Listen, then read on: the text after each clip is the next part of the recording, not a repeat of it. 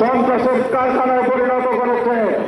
কোন মেয়ের ইজ্জতের আবরুর আমাদের রক্ষা করতে পারে না।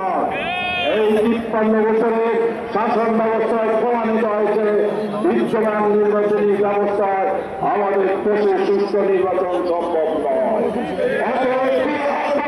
নির্বাচন দিতে হবে। পরিচালনায়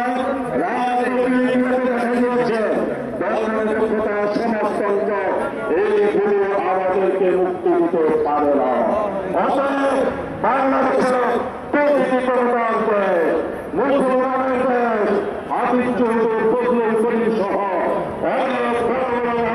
অনেক দেশ, এই দেশে একটি মাত্র শাসন চলবে, সেই শাসনের নাম ইসলামী শাসন। সকল ইসলাম দেশপ্রেমিক জনতা একতাবদ্ধ হয়ে আগামী দিনে চরমনায় বিশ্বের নেতৃত্ব এক ইসলামী শক্তি উত্থান হয়। বন্ধুগণ, আমরা কি করব?